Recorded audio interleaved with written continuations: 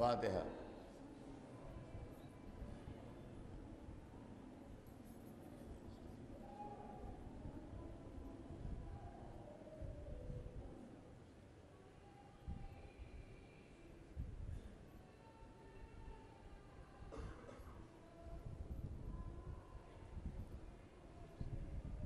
میاں یہ اتنی تیز لائٹ میرے منہ پر نہ ڈالیے ورنہ مجھے پڑھنے میں زحمت ہوگی۔ اس کو اوپر اونچا کر دیجیے، کچھ کر دیجیے یا بند کر دیجیے۔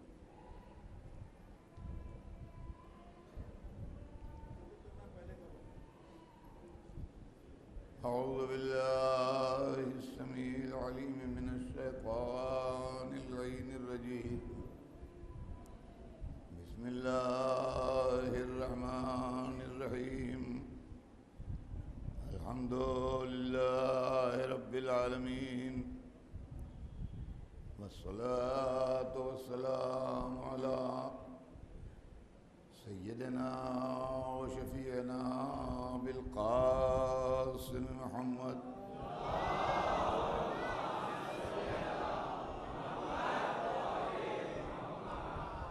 وآلہ الطیبین الطاہرین المعصومین، ولعنۃ اللہ علی اعدائہم اجمعین من یومنا ھذا الی یوم الدین۔ اما بعد فقد قال اللہ سبحانہ تبارک و تعالی فی کتابہ المبین وہو اصدق الصادقین، بسم اللہ الرحمن الرحیم، والعصر ان الانسان لفی خسر الا الذین آمنوا وعملوا الصالحات وتواصوا بالحق وتواصوا بالصبر۔ صلوات بھیجتے ہیں۔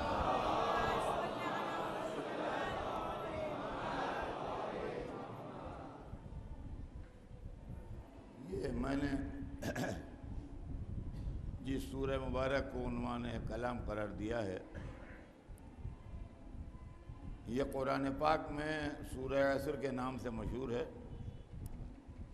اور اس میں جناب رب العزت نے انسان کی حقیقت، اس کی زندگی، اس کی کامیابی اور ناکامیابی کے متعلق ارشاد فرمایا۔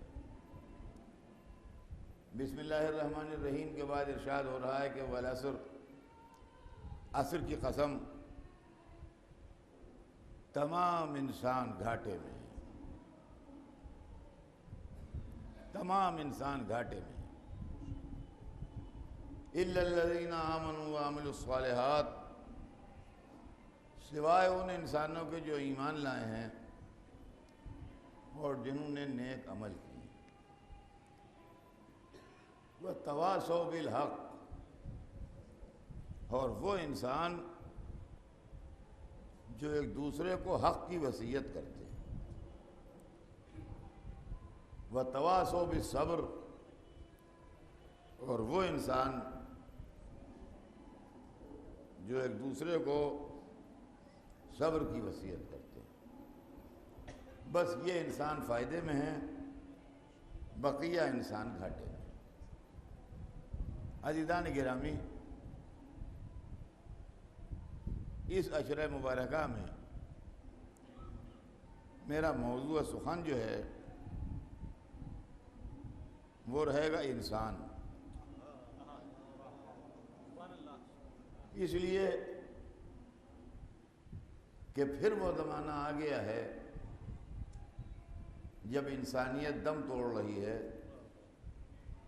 اور چاروں طرف سے انسانیت پر حملے ہو رہے ہیں، اور ہر طرف سے فریاد بلند ہے کہ کون کس وقت ختم ہو جائے، کون دہشت گردی کا شکار ہو جائے، کون ظلم و جور کی زد میں آ جائے، اور کس جگہ، کس ملک میں، کس علاقے میں کیا واقعہ ہو جائے، اس کے لیے انسان کانپ رہا ہے۔ انسان جو اس کائنات کا دھڑکتا دل ہے، اور انسان جس کے واسطے یہ پوری کائنات سجائی گئی ہے، افسوس کی بات یہ ہے کہ انسانیت کے رہبروں کو چھوڑ کے یہ انسان خود درندہ بن گیا۔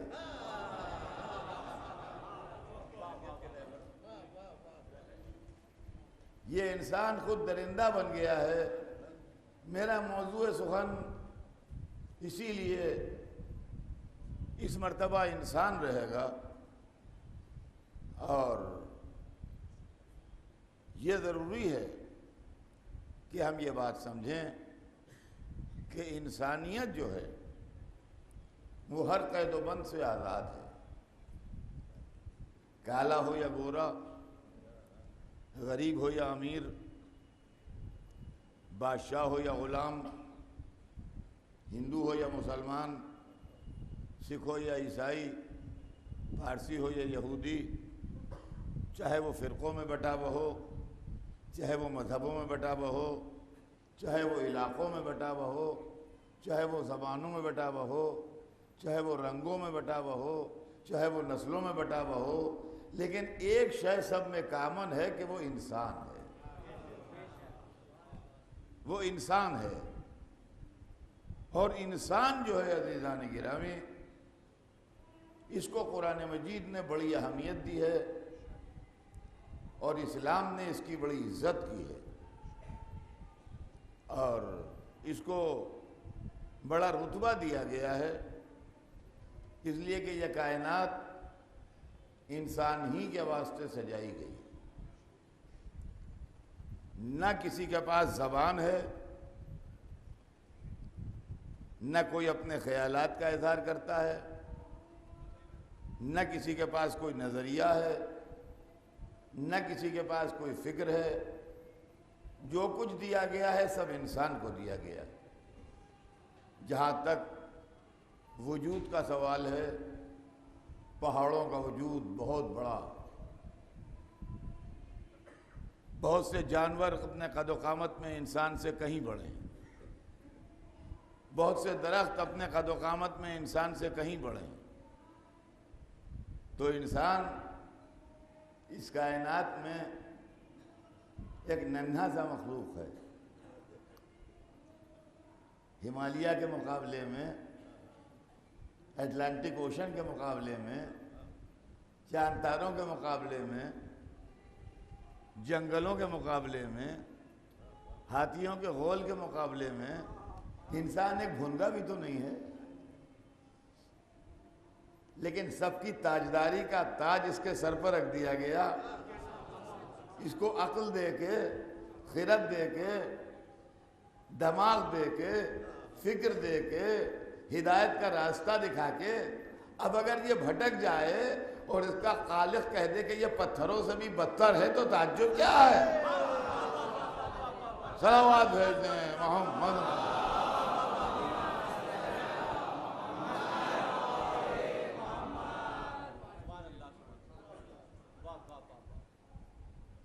ہم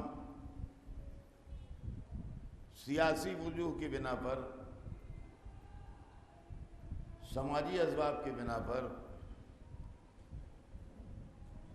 حکومتوں کے لیے اور اقتدار کے چکر میں انسانوں کو الگ الگ خانوں میں بانٹتے ہیں۔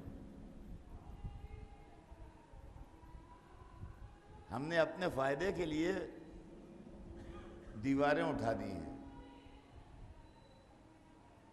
اور یہ دیواریں نہ اللہ نے اٹھائی ہیں، نہ رسول نے اٹھائی ہیں۔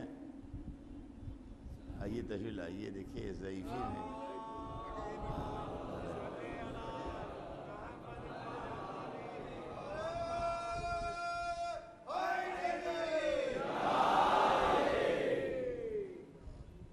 ماشاءاللہ ہمارے وسیم بھائی حج کر کے اس عالم میں گئے چلے آئے، اللہ ان کے حج کو قبول کرے انشاءاللہ۔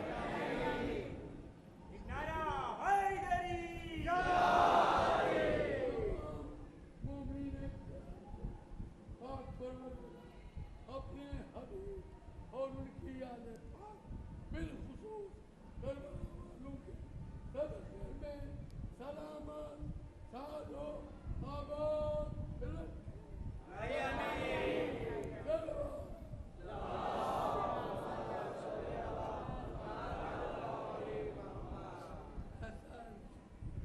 تو عزیزان گرامی، دیواریں ہم نے اٹھائیں، تقسیم ہم نے کی۔ قرآن میں صاف لفظوں میں یہ ہے کہ ملک اللہ کا ہے۔ قرآن نے صاف لفظوں میں کہا ہے کہ زمین کی ملکیت اللہ کے نام ہے۔ ہم نے اپنے فائدے کے لیے ملکوں کی تقسیم کر لی، یہ ملک ہمارا ہے، یہ ملک تمہارا ہے، اور بارڈر کے اوپر خون کی ندیاں بہا دیں اپنے اور پرائے کے چکر میں۔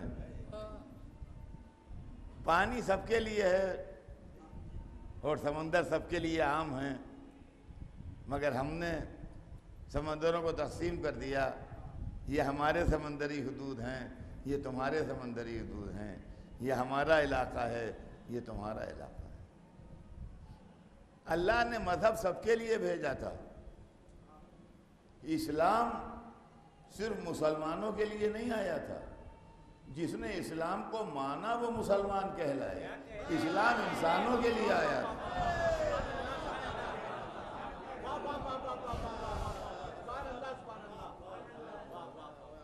یہ کہنا کہ اسلام تو مسلمانوں کا مذہب ہے، مسلمانوں کا کیا؟ اسلام انسانوں کے لیے آیا تھا۔ وہ انسان جو جہالت کی دھوپ میں تپ رہے تھے، وہ انسان جو ٹکڑوں میں بٹے ہوئے تھے، وہ انسان جو ریت کے ذروں کی طرح منتشر تھے، وہ انسان جو غلاموں اور کنیزوں کو جانوروں سے بدتر سمجھتے تھے، وہ انسان جو سود خور تھے، وہ انسان جو شراب پانی کی طرح پیتے تھے، وہ انسان جن کے سماج میں عورت کی کوئی عزت نہ تھی، وہ انسان جو غریب اور کمزور کو جینے کے حق سے محروم کیے تھے، ان کو آدمی بنانے کے لیے اسلام آیا تھا۔ جنہوں نے مانا وہ مسلمان کہلائے، ورنہ اسلام مسلمانوں کے لیے تھوڑی آیا تھا۔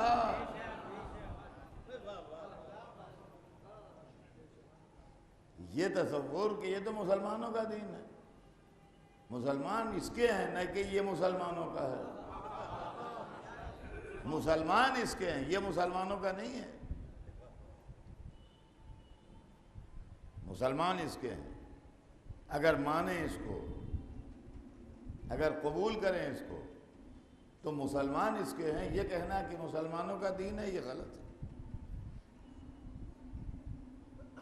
اسلام بیمار انسانیت کے لیے ایک علاج تھا۔ ایک دوا ایجاد ہوتی ہے، ہمارے سامنے بہت سی دوائیں ایجاد ہوئیں، اتنی عمر میں ہم نے بہت سی دواؤں کو ایجاد ہوتے دیکھا ہے۔ پہلے ٹی وی جو تھی وہ ایسا مرض سمجھی جاتی تھی کہ ان کا قبر کھود کے آتی ہے۔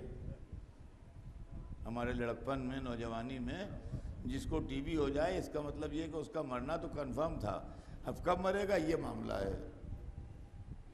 آج یہ کوئی مرض ہی نہیں رہا، سینکڑوں بیماریاں پھیلتی نہیں، شہر کے شہر مر جاتے تھے، دیہات کے دیہات مر جاتے تھے، پلیگ چلتا تھا، بچوں کے اسمال پاکس ہوتی تھی، اسی طرح سے اور سینکڑوں بیماریاں تھیں، سمجھے آپ، کالرا چلتا تھا، اور وبائی امراض میں لوگ مر جاتے تھے، پورے گاؤں کے گاؤں مر جاتے تھے۔ اب ان سب کا علاج دریافت ہو گیا۔ کتنے آدمی آج دنیا میں گھوم رہے ہیں، جن میں سے ایک میں بھی ہوں،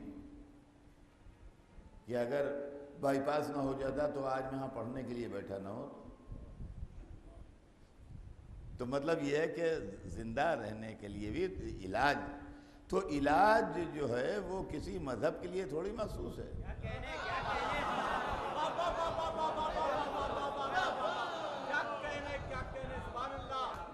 علاج جو سائنٹسٹ دوا ایجاد کرتا ہے وہ کوئی مذہب کے نام رجسٹرڈ تھوڑی ہو جاتی ہے کہ بھائی یہ یورپین کے لیے ہے اور اس کے علاوہ کسی کے لیے نہیں ہے، یہ افریقن کے لیے ہے اس کے علاوہ نہیں ہے، یہ ایشین کے واسطے ہے، یہ انڈین استعمال کر سکتے ہیں، اس کے علاوہ بقیہ دنیا مرتی ہے مرے۔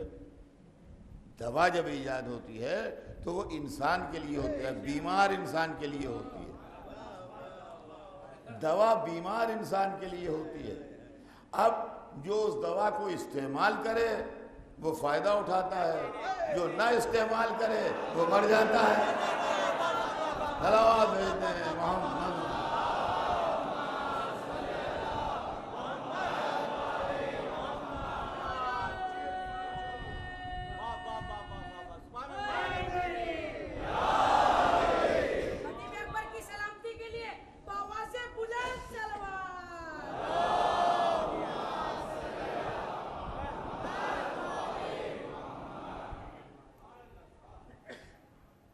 تو عزیزان گرامی، اسلام بھی جس نے انسان بنائے ہیں، سب انسان، خالی مسلمان نہیں، خالی عرب والے نہیں، افریقہ والے بھی، امریکہ والے بھی، یورپ والے بھی، آسٹریلیا والے بھی، ایشیا والے بھی، جس نے یہ سارے انسان بنائے ہیں۔ اِنَّا خَلَقْنَا الْإِنسَانَ، قرآن کہتا ہے ہم نے انسان کو خلق کیا۔ تو انسانوں کا خالق اللہ ہے، سب انسانوں کا خالق اللہ ہے۔ ایسا نہیں ہے کہ مجھے کسی اور اللہ نے بنایا ہو، آپ کو کسی اور اللہ نے بنایا ہو۔ ایک ہی اللہ ہے جس نے سب کو بنایا۔ تو جب سب کو بنایا اور سب اس کے مخلوق ہیں، تو ہم یہ کیسے کہہ سکتے ہیں کہ ہم اسپیشل کلاس کے ہیں؟ اچھا، تو اب اس نے ہمارے لیے دوائیں بھیجیں۔ جس طریقے سے حکومت کا کام ہے کہ وہ اپنے عوام کی ہیلتھ کا خیال رکھے، کتنے اسپتال ہیں، کتنے انتظامات ہیں، کتنے ٹیسٹ ہوتے ہیں، کتنے لیبوریٹریز ہیں، یہ ہے، وہ ہے، فلاں ہے، ڈھمک ہے، تو یہ سب کہے کے لیے ہے تاکہ یہاں کے سٹیزن جو ہیں وہ صحت مند رہیں، انسانوں کا علاج ہو۔ اچھا، پھر ایک ملک کے لوگ علاج کرنے دوسرے ملک میں جاتے ہیں جہاں بہتر فیسلٹیز ہیں، تو وہ اس لیے انکار نہیں کر دیتے کہ تم تو ایشیا کے ہو، ہم یورپ میں تمہارا علاج نہیں کریں گے۔ نہیں، جو افورڈ کرتے ہیں وہ جاتے ہیں، کوئی لندن جاتا ہے، کوئی امریکہ جاتا ہے، کوئی کہیں جاتا ہے، کوئی کہیں جاتا ہے۔ بہت سے مریض باہر سے ہندوستان آتے ہیں علاج کرنے کے لیے، سمجھے آپ؟ اچھا، ملکوں میں آپس میں تنازعہ بھی ہوتا ہے مگر مریضوں کے لیے کوئی تنازعہ نہیں ہوتا۔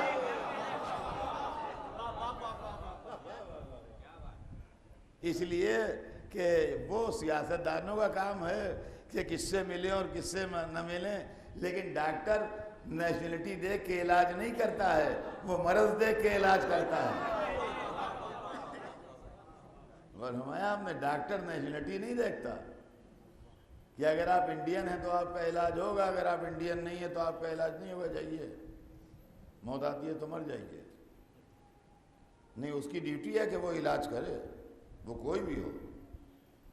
وہ سیاسی معاملے ہیں کہ کس سے کس کے تعلقات اچھے ہیں، کس سے کس کے تعلقات خراب ہیں، وہ الگ معاملہ۔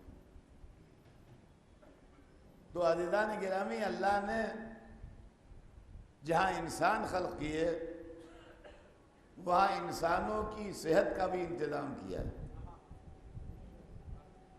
وہ بیماریاں جو نفس میں پیدا ہوتی ہیں، وہ بیماریاں جو روح میں پیدا ہوتی ہیں، وہ بیماریاں جو کردار میں پیدا ہوتی ہیں،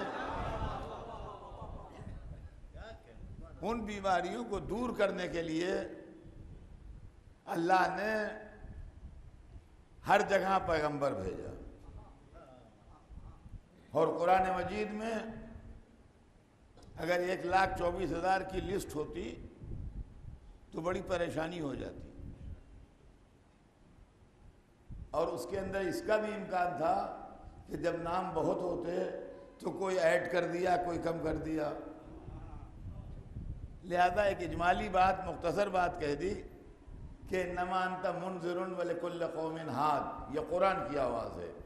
انما انت منذر ولکل قوم ہاد، ہے حبیب، ہم نے آپ کو اللہ کی طرف سے ڈرانے والا بنا کے بھیجا اور ہم نے ہر قوم کے لیے ہادی بھیجا۔ اب جو لوگ کہتے ہیں کہ صاحب وہ عربستانی میں سب نبی آئے، ہندوستان میں نہیں آیا کوئی، یورپ میں نہیں آیا، ماسکو میں نہیں آیا کوئی، امریکہ میں نہیں آیا، افریقہ میں نہیں آیا۔ قرآن اس کی تردید کر رہا ہے۔ وَلِكُلِّ قَوْمٍ ہاد، جہاں جہاں انسان تھے وہاں وہاں ہادی آیا، جہاں جہاں انسان تھے وہاں وہاں ہادی آیا، جہاں جہاں انسانی وجود تھا وہاں وہاں رہبر بھیجا گیا۔ لیکن ایک ایلیمنٹ ایسا تھا، اب دیکھیے تباہی کہاں سے آئی، کہ ایک ڈاکٹر ایسا آیا اور اس نے ایک ایسا ٹانک ایجاد کیا، ایسی دوا ایجاد کی کہ جو ہر مرض کے لیے فائدہ مند ہے، ہر مرض کے لیے فائدہ مند ہے۔ ان کا بھائی یہ دوا ہم نے زندگی بھر کی محنت میں ایجاد کی، یہ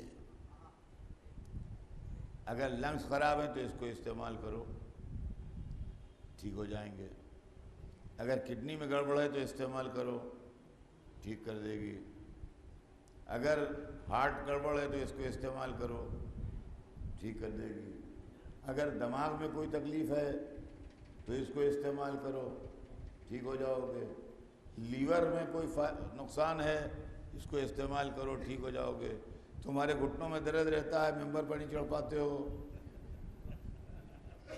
تم یہ ٹانک پیو، بالکل جوانوں کی طرح چڑھ جاؤ ممبر پر۔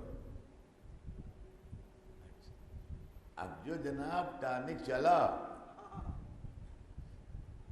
تو جس نے پیا وہ اچھا ہو گیا،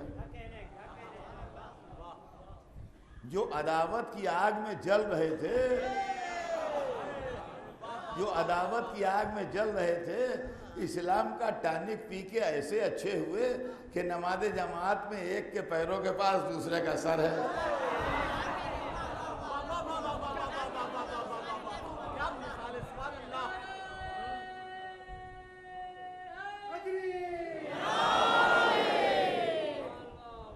جو تلواریں لیے ہوئے میدان جنگ میں ایک دوسرے کے آمنے سامنے آتے تھے، عید کے موقع پہ ایک دوسرے سے گلے مل رہے ہیں، مبارکباد دے رہے ہیں، تو جو لوگ قاعدے کے تھے، اچھے لوگ تھے، ان کو تو یہ بات بہت اچھی لگی، ان کا بھئی یہ تو بہت معجزہ ہو گیا، ہاں دیکھیے کہاں کیا حال تھا اور کہاں کیا حال ہو گیا، واہ واہ واہ۔ لیکن ایک گروہ وہ بھی تھا جس کی آمدنی اس بات سے ہوتی تھی کہ وہ مردے اٹھاتا تھا، دوائیں بیچتا تھا، قبریں بنواتا تھا، اس سے پیسے کماتا تھا۔ ان سب کی دکانیں ٹھنڈی ہو گئیں، ان سب کی دکانیں ٹھنڈی ہو گئیں، اس لیے کہ ٹانک پی پی کے لوگ اچھے ہونے لگے، اب مر ہی نہیں رہے ہیں، 90 برس کے ہو گئے، موت کا نام نہیں لیتے۔ ان کا ارے بھائی آپ، ان کا ہم نے جب سے ٹانک پیا ہمیں تو امید ہی نہیں تھی اپنے بچنے کی، میں وہ ٹانک جیسے پیا جیسے ہم ٹھیک ہو گئے، تو ہم چلتے پھرتے ہیں۔ تو جو دوائیں بیچتے تھے وہ ان کی دکانیں بھی ٹھنڈی ہو گئیں، جو قبریں کھودتے تھے ان کی دکانیں بھی ٹھنڈی ہو گئیں، جو کفن کا کاروبار کرتے تھے ان کی دکانیں بھی ٹھنڈی ہو گئیں۔ اب انہوں نے سر جوڑ کے بیٹھے کہا کہ اس کی مخالفت کی جائے۔ کہا مخالفت کیا کریں گے؟ مخالفت کریں گے تو پٹیں گے، اگر مخالفت کریں گے تو پٹیں گے، اس لیے کہ جتنے اس سے اچھے ہوئے ہیں وہ سب ہمارے خلاف کھڑے ہو جائیں گے لاٹھیاں لے لے کے، مخالفت کامیاب نہیں ہوگی۔ بہت سمجھنے بوجھنے کے بعد ایک ترکیب سمجھ میں آئی، کہ شیشی ایسی ہو، لیبل ایسا ہی ہو،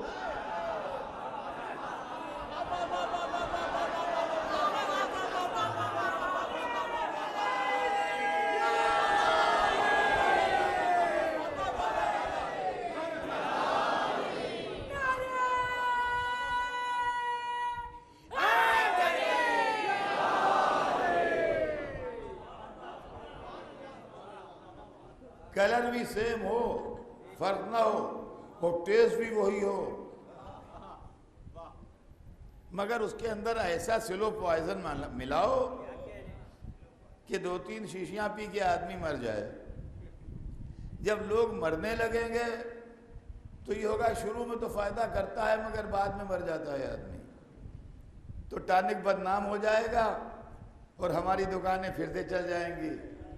یہ لیجیے پوری سازش تیار ہو گئی اور کانسپریسی کر کے وہ بنا دیا گیا اور مارکیٹ میں لے آئے، رنگ وہی، شکل وہی، شیشی وہی، لیبل وہی، کلر وہی، نام وہی، اندر سے مال بدلا ہوا۔ عزیزان گرامی، اسلام کے ساتھ بھی یہی ہوا، سب کچھ وہی ہے، وہی اللہ اکبر ہے، وہی محمد رسول اللہ ہے۔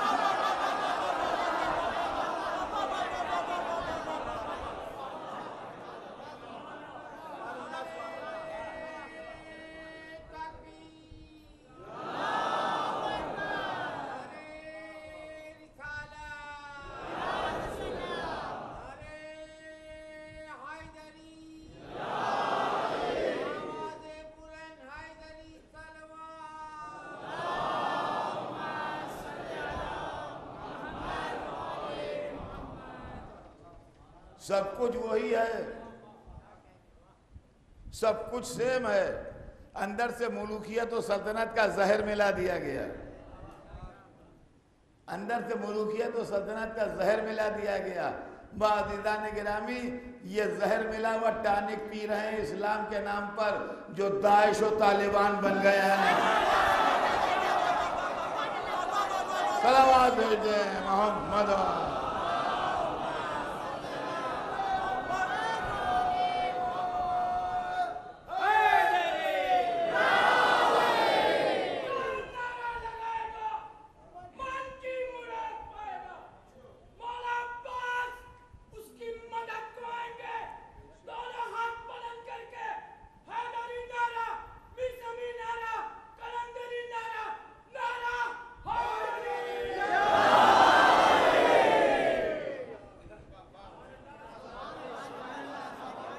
اب سمجھے آپ، یہ اسلام جو بدنام ہو رہا ہے، یہ مذہب کے اوپر جو وار ہو رہے ہیں، یہ کیا معاملہ ہے؟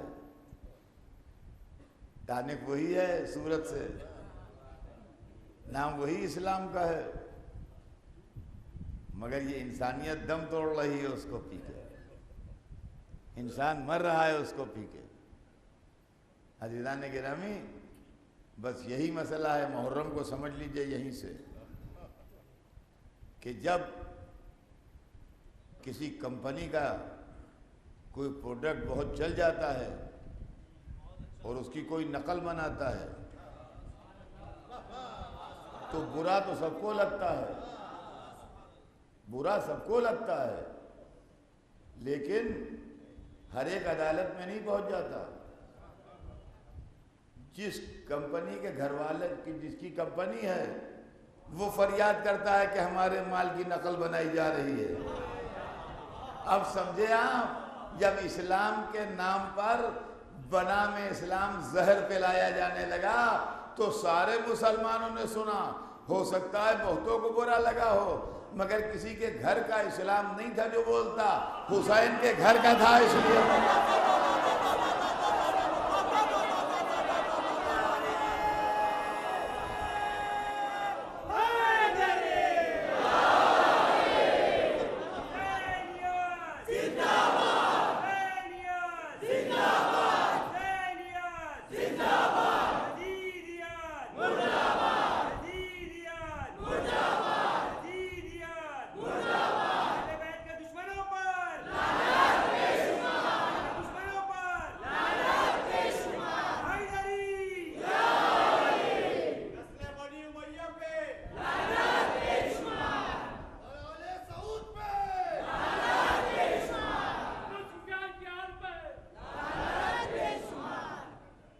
تو عزیزان گرامی، اسی لیے وہ عظیم قربانی مجمع عام میں پیش کی گئی تاکہ ہر ایک کی سمجھ میں بات آ جائے، ورنہ مدینے میں خاموشی سے حسین کو زہر دے دیا جاتا اور پھر اس کو تاریخ کی سازشوں میں چھپا دیا جاتا، یا مکے میں حج کے موقع پر کوئی ایسا واقعہ کر دیا جاتا کہ چراغ امامت بجھ جائے اور اس کو پرانی دشمنی یا خاندانی عداوت یا معلوم نہیں کون تھا، کیا چکر تھا، کیا تھا، سینکڑوں تعویلیں کر دیتے لکھنے والے. کہا نہیں، یہ واقعہ مدینے میں نہیں ہوگا، مدینہ چھوڑ دو. یہ واقعہ مکے میں بھی نہیں ہوگا، زمین حرم پر میرا خون نہ بہے. میں کربلا کے میدان میں سب کو جمع کروں گا تاکہ صبح قیامت تک کے لیے نسلوں کے سامنے ایک نمونہ آ جائے. کربلا کی لڑائی کا فلسفہ کیا ہے؟ کبھی سوچئے آپ؟ ہر انسان کو سوچنا چاہیے، ہر مسلمان کو سوچنا چاہیے. کیا کربلا کی لڑائی اس بات پر لڑی جا رہی تھی کہ اللہ ایک ہے کہ نہیں؟ نہ، دونوں طرف کے لوگ بظاہر یہ کہہ رہے تھے کہ اللہ ایک ہے. کیا کربلا کی لڑائی اس بات پر لڑی جا رہی تھی کہ محمد رسول ہیں کہ نہیں؟ سب محمد رسول اللہ کہہ رہے تھے. کیا کربلا کی لڑائی کا ایشو یہ تھا کہ نماز واجب ہے کہ نہیں؟ ایسا کچھ نہیں، نماز کے سب قائل تھے. کیا کربلا کی لڑائی کا ایشو یہ تھا کہ مکہ کعبہ محترم ہے کہ نہیں؟ ایسا کچھ نہیں. کیا کربلا کی لڑائی کا ایشو یہ تھا کہ قرآن آسمانی کتاب ہے کہ نہیں؟ ایسا بھی کچھ نہیں. پھر یہ کیوں لڑی جا رہی تھی؟ لڑی اس بات پر جا رہی تھی کہ اسلام کی قیادت یزید کا حق ہے کہ حسین کا؟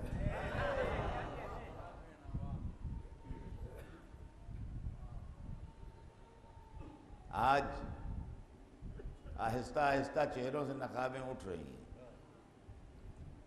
شہادت حسین نے اتنا بدنام کر دیا تھا انہیں کہ 1300 برس تک چہروں سے نقابیں اٹھ نہ سکیں.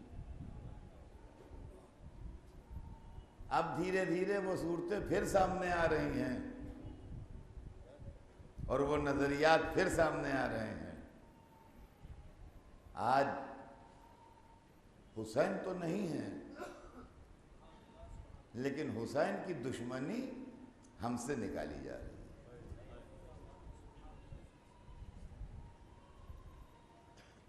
قتل عام ہو رہا ہے، انسانیت کا خون بہایا جا رہا ہے، مسجدیں محفوظ نہیں ہیں، امام باڑے محفوظ نہیں ہیں، جلوس محفوظ نہیں ہیں.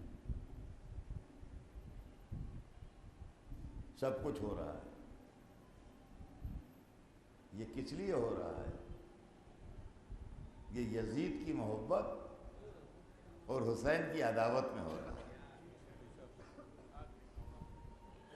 اب اس میں اپنے مولا کی تعریف کیجئے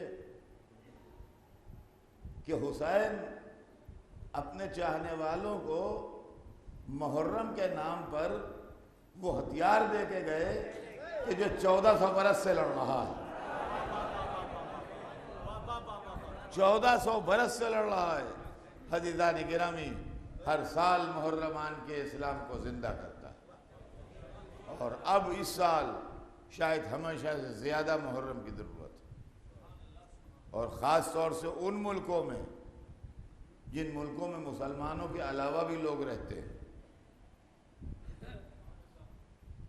یہ بھی عزاداروں کا فرض ہے کہ وہ اپنے محلے والوں کو، اپنے ملنے جلنے والوں کو، اپنے کاروباری دوستوں کو، اپنے پڑوسیوں کو، اپنے دفتر میں ساتھ کام کرنے والوں کو یہ بتائیں کہ محرم کیا ہے. خالی ہم مجلسوں میں آ کے اپنا فریضہ پورا نہیں کر رہے ہیں. ہمارا فریضہ یہ بھی ہے کہ ہم یہ بتائیں کہ اسلام وہ نہیں ہے جو تم دیکھ رہے ہو. اسلام وہ نہیں ہے جس کا ڈنڈورا پیٹا جا رہا ہے. اسلام بادشاہوں کا کردار نہیں ہے. اسلام کشور کشاؤں کا کردار نہیں ہے. اسلامی کردار سمجھنا ہے تو اماموں کا کردار سمجھو. اسلام کو سمجھنا ہے تو مذہب کے دائرے میں رہ کے نہ سمجھو، انسانیت کے دائرے میں رہ کے سمجھو. دیکھیے انسان جو ہمارا دشمن ہے وہ بھی انسان ہے، جو ہمارا قاتل ہے وہ بھی انسان ہے، جو ہمارا مخالف ہے وہ بھی انسان ہے. تو مخالفت کی بھی ایک حد ہوتی ہے، اور اس کے بعد پھر انسانیت آگے بڑھتی ہے، کہتی ہے لاکھ مخالفت صحیح مگر انسانیت کے دامن پر دھبا نہ آنے پائے. اور عزیزان گرامی، یہ بات آسانی سے آپ سمجھا نہیں سکتے تھے اگر حسین نے حر کے لشکر کو پانی نہ پلایا ہوتا. کہاں ہیں دنیا کے دانشور، کہاں ہیں دنیا کے تھنکر؟ اس کی مثال تاریخ میں ڈھونڈ کے لائیں کہ کیا کوئی اتنا شریف دشمن بھی ہو سکتا ہے کہ اس کو معلوم ہے کہ یہ اس کے دشمن کا لشکر ہے، یہ لشکر مجھے قتل کرنے آیا ہے، یہ لشکر میرا خون بہانے آیا ہے، یہ لشکر مجھے، میرے ساتھیوں اور میرے بچوں کو مار ڈالنے آیا ہے. مگر عرب کے ڈیزرٹ میں پیاسا ہے. وہ سب کچھ صحیح ہے، جو اس کے ارادے ہیں وہ بھی معلوم ہیں، جن کے لوگ ہیں یہ وہ بھی معلوم ہے، مگر ان سب باتوں کے باوجود بھی یہ پیاسا ہے. پیاس انسانیت کا تقاضا ہے، مذہب کا نہیں. سمجھیے بات کو. پیاس نماز کی طرح نہیں ہے کہ جو مسلمان سویرے اٹھتے ہیں اذان ہے نماز پڑھو، نماز کا وقت آ گیا، سورج ڈھل گیا نماز پڑھو بھائی، نماز کا وقت آ گیا، سورج غروب ہو گیا نماز پڑھو بھائی، نماز اذان ہو رہی ہے. پیاس اس طرح نہیں ہے، بھوک اس طرح نہیں ہے. پیاس آدمی کو لگتی ہے، نماز خالی مسلمان پڑھتا ہے. پیاس کے لیے یہ نہیں ہے کہ ہندو کو پیاس نہیں لگتی صاحب، مسلمان ہی پیتے ہیں پانی، عیسائی تو پیتے ہی نہیں پانی پوری زندگی. ایسا نہیں. جو انسان ہے کالا گورا غریب امیر، اس کو پیاس لگتی ہے. تو پیاس جو ہے وہ ہیومن ریکوائرمنٹس میں سے ایک چیز ہے، انسانی ضروریات میں ایک چیز ہے. لہذا اگر پیاسے کو پانی نہ دیا جائے تو انسانیت کے دامن پر داغ لگے گا. اب سمجھے آپ؟ حسین جانتے تھے کہ حر کا لشکر پیاسا ہے، اور عرب کے ڈیزرٹ کی پیاس جس میں پیاس کے ہمارے دم نکل جاتے ہیں.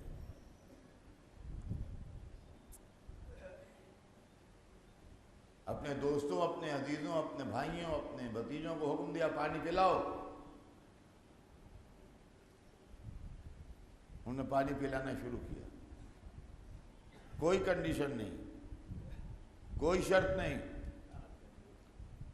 تم ہم سے نہ لڑنے کا وعدہ کرو تو ہم پانی پلائیں گے، تم خاموشی سے واپس چلے جانے کا وعدہ کرو تو ہم پانی پلائیں گے. نہ، کچھ نہیں. تم آدمی ہو، پیاسے ہو، پیو پانی.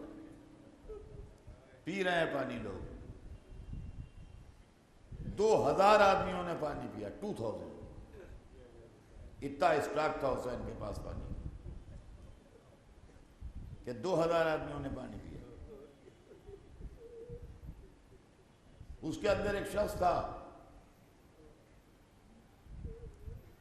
جس نے اپنا واقعہ بیان کیا ہے، تاریخ میں تفصیل سے اس کا واقعہ لکھا ہے.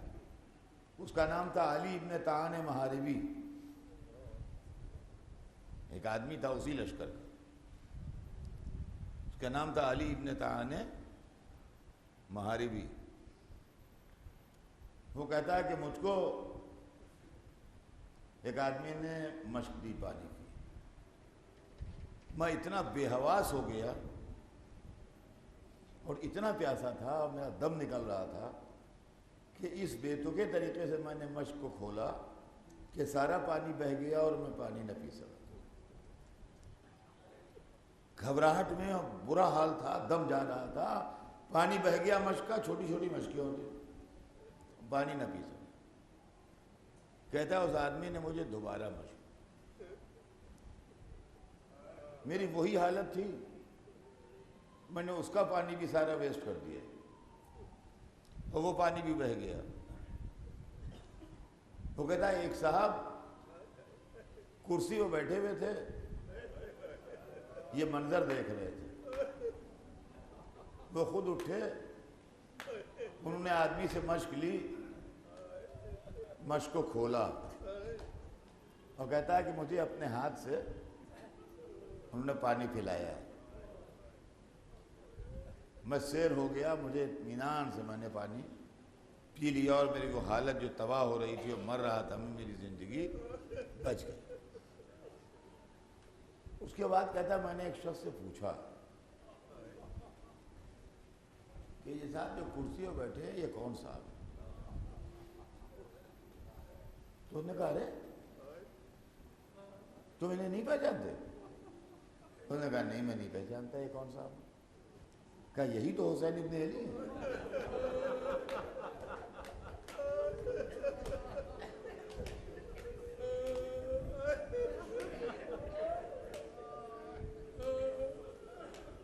یہی حسین ابن علی ہے جنہوں نے تمہیں پانی پلایا ہے۔ عزیزان گرامی، جب تک دنیا میں انسانیت رہے گی اس وقت تک یہ واقعہ سنگ میل بن کے رہے گا کہ اس طریقے سے دشمن کو پانی پلا کے امام علی مقام نے انسانیت کا سر اونچا کیا۔ یہ اسلام ہے، یہ رسول اللہ کی تعلیم ہے، یہ مذہب ہے جو حسین نے پیش کیا۔ اور اس واقعے کے 11 دن کے بعد یہی حسین ان لوگوں کے سامنے اپنے 6 مہینے کے بچے کو لیے کھڑے تھے،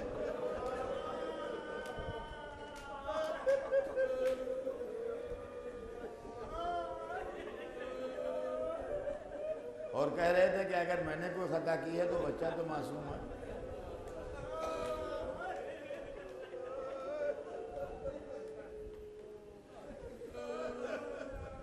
اس کو 2 بوند پانی پلا دو ورنہ اب یہ پیاس سے مر جائے گا۔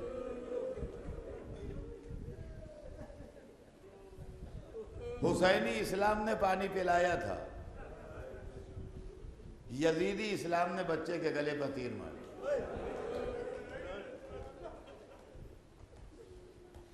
بچے نے باپ کی گود میں دم نہیں توڑا، انسانیت نے دم توڑ دیا، شرافت نے دم توڑ دیا، ہیومنٹی نے دم توڑ دیا۔ 6 مہینے کے بچے سے عداوت، اور وہ بھی جو 3 دن کا پیاسا ہو، ان کے دل سے 2 بوند پانی نہ نکلا جن کی طرف نہر بہہ رہی تھی۔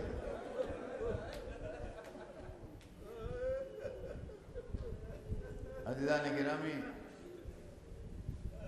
محرم کا چاند آسمان پر نمودار ہو گیا اور حسین کو یاد کرنے اور ان پر رونے کے دن آ گئے۔ ہمارا مہمان 10 دن مہمان رہے گا، 10 دن ہم فاطمہ زہرا کو فرصہ دیں گے، 10 دن ہم رسول کے گھرانے کا ماتم کریں گے، 10 دن ہم غم منائیں گے۔ روایت میں ہے کہ محرم کی پہلی تاریخ تھی، امام جعفر صادق، امام رضا علیہ السلام محزون و مغموم بیٹھے ہوئے تھے، آپ کی خدمت میں دیویل خدائی حاضر ہو گئے۔ امام نے دیبل کو دیکھا، دیبل عرب کے مشہور شاعر تھے اور محب اہل بیت تھے۔ کہا دیبل تمہیں معلوم ہے آج محرم کی پہلی ہے؟ عرض کیا ہاں مولا یا ابن رسول اللہ مجھے معلوم۔ کہا دیبل کیا تم نے ہمارے جد کا کوئی مرثیہ بھی کہا؟ دیبل نے ہاتھ جوڑے، عرض کی آقا میں مرثیہ ہی کہہ کے لایا ہوں آپ کی خدمت میں سنانے۔ کہا اچھا تم مرثیہ کہہ کے لائے ہو؟ کہا ہاں مولا میں مرثیہ لایا ہوں۔ کہا اچھا دیبل تو 2 منٹ ٹھہرو میں انتظام کرتا ہوں۔ یہ کہا کہ امام بنفس نفیس خود اٹھے اور اپنے دست مبارک سے پردہ آویزہ کیا، سیدانیوں کو اندر جا کے اطلاع دی کہ بیویوں پس پردہ آ کے بیٹھو، دیبل آئے ہیں تمہارے جد کا مرثیہ کہہ کے لائے ہیں۔ مجلس اعلیٰ برپا ہو رہی ہے، تم بھی شریک ہو جاؤ۔ لے لیجیے سیدانیاں پس پردہ آ کے تشریف فرما ہوئی۔ امام اپنے اصحاب کے ساتھ باہر تشریف فرما ہوئے اور دیبل کو حکم دیا کہ دیبل اب مرثیہ شروع کر۔ دیبل نے مرثیہ شروع کیا۔ افاطمہ قومی یمنۃ الخیر فانظری نجوم سماوات بالارض فلاتی، یہی اس کا مطلب ہے مرثیے کا۔ اس کا مطلب یہ ہے کہ اے فاطمہ، اے خیر خلق کی بیٹی، اٹھیے، اٹھ کے یہ منظر دیکھیے کہ آسمان عزت کے ستارے زمین پر بکھرے پڑے زمین پر بکھرے پڑے ہیں۔ اس کے بعد مصائب کے کچھ شعر پڑھے، اور انہوں نے اشعار میں اہل بیت کی مصیبت نظم کی، اور پھر آخر میں جو شعر تھے وہ یہ تھے کہ کوئی نجف میں سو رہا ہے، کوئی کربلا میں سو رہا ہے، کوئی مدینے میں آرام کر رہا ہے، کوئی بغداد کی زمین پر سو رہا ہے۔ یہ امام موسیٰ کاظم علیہ السلام کی شہادت کے بعد کا کہا وہ مرثیہ ہے، اور امام رضا کی زندگی کا مرثیہ ہے۔ تو انہوں نے امام موسیٰ کاظم علیہ السلام کی قبر کاظمین میں ہے، وہاں تک کہا مرثیے میں، اور اس کے بعد مرثیہ تمام کر دیا۔ تو مولا نے ایک شعر بڑھا دیا کہ وَقَبْرٌ بِطُوسٍ يَا لَهَا مِن مُصِیبَةٍ، اور ایک قبر زمین طوس پر ہے، ہائے اس کی مصیبت جو سب سے دور سو رہا ہے۔